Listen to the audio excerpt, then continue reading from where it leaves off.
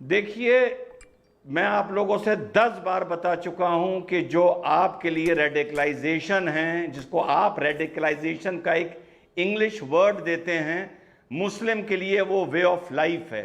जिस दिन आप ये समझने लगेंगे उस दिन आपके माइंड में क्लैरिटी आ जाएगी। पहली चीज। दूसरी चीज, पहले यह पता लगा लीजिए कि गवर्नमेंट के माइंड में क्या है। ये जिसने करोड़ीलाल मीणा को धमकी दी है, भाई पता लगा ले मोदी जी कहीं पसमंदा तो नहीं है, क्योंकि पसमंदाओं से पिछले 10 दिन में प्यार बढ़ा है।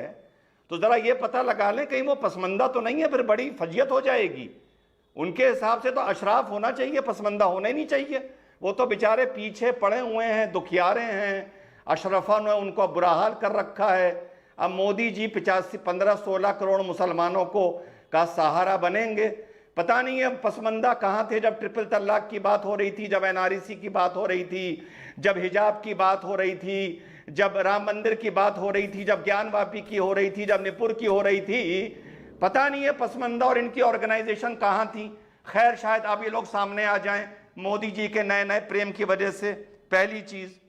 दूसरी चीज आई, आपने पढ़ के सुनाया कि हथियार की ट्रेनिंग तो वो तो मिल ही रही है अब 4-4 साल के लिए अग्निवीर में। क्या हो गया?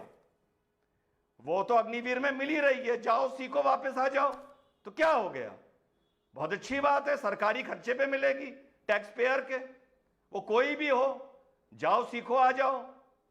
दूसरी बात। तीसरी बात, पॉपुलेशन कंट्रोल। भाई बड़ी अच्छी बात है। 1992 में 3.3 हिंदू औरत के बच्चा हो रहा था और 1992 में 4.4 मुसलमान औरत के हो रहा था।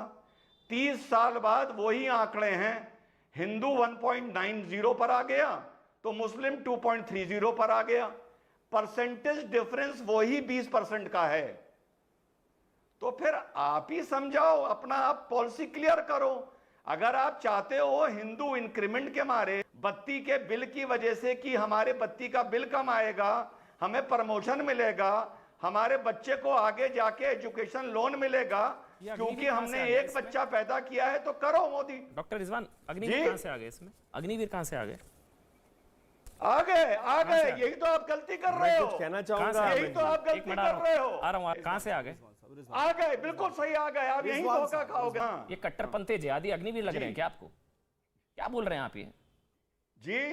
ये कट्टरपंथी जिहादी अग्निवीर लग रहे हैं? ऐसा है, अगर ऊपर वाले ने उम्र दी ना, अगर ऊपर वाले ने उम्र दी तो आप भी यहाँ 20 साल बाद होगे और मैं भी यहाँ 20 साल बाद दूंगा, तब बात करेंगे।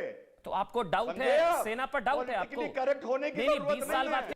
ये जो गजवा हिंद में लिखा है, जो चैट है व्हाट्सएप, उसमें लिखा गया कि पार्टियों की जरूरत नहीं है, अब हम डायरेक्ट जिहाद करेंगे 2023 से। इसका क्या मतलब होता है? तारिक फतेह, डायरेक्ट जिहाद क्या होता है? ये डायरेक्ट जिहाद होता है जब चाकू गले पे चल जाता है और कन्हैया को मार दिया जाता है, ये हुआ डायरेक्ट जिहाद।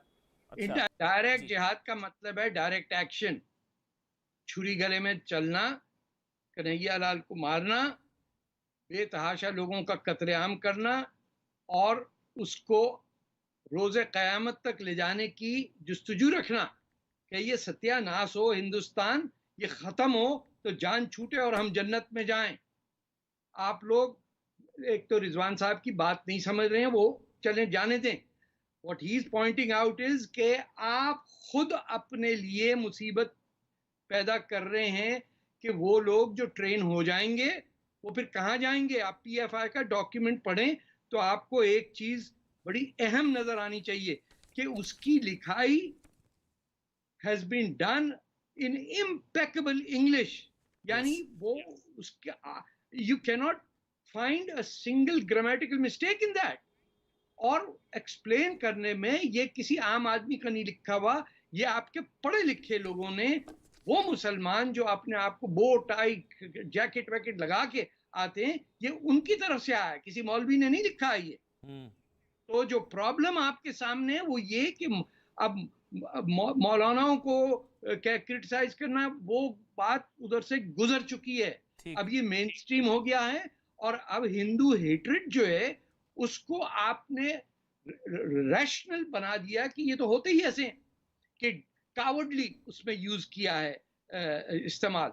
आप देखिए कि 4 स्टेजेस जो लिखे हैं, कि अपनी ग्रीवेंसेस बढ़ाओ, हम्म, घर घर में पीएफआई की मेंबरशिप करो, representative of PFI in every home. आप समझते हैं कि पीएफआई है क्या?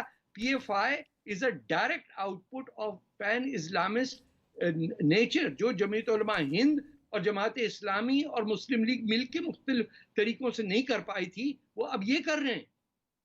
The utter destruction of Bharat और Hindustan is the ultimate aim of anyone who says कि भैया ये बुत परस्तों से जमीन खाली करना, अल्लाह ताला ने हमें भेजा है इनको साफ करने के लिए।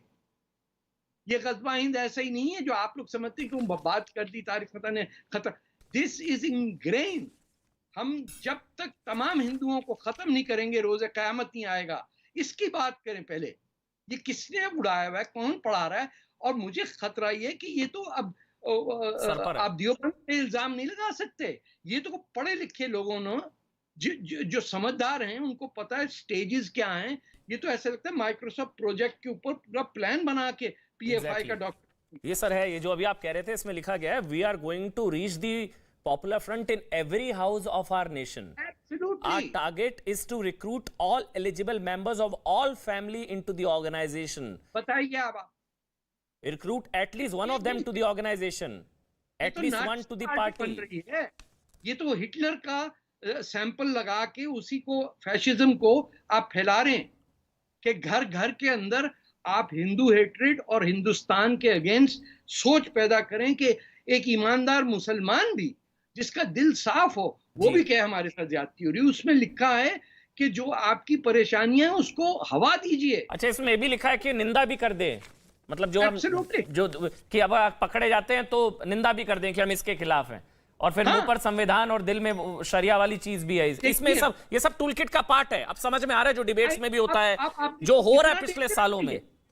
ये पढ़ के अगर ये कोई पढ़ ले उसकी आंखें खुल जाएंगी। इसमें लिखा है संविधान की आड़ लो, तिरंगे की आड़ लो, हिंदुओं को तोड़ो। इसमें लिखा है कि अपर कास्ट हिंदू, मैं एक मिनट पढ़ देता हूं सर, अपर कास्ट हिंदू, सवर्ण हिंदू और SC ST OBC के बीच में दरार पैदा करो, बाबरी की बार बार याद दिलाओ, उसके बाद लिंचिंग, मुसलमानों को देश से निकाला जा रहा है, ये करो, बार बार हिंदू राष्ट्र कह के डराओ, ये हो रहा है।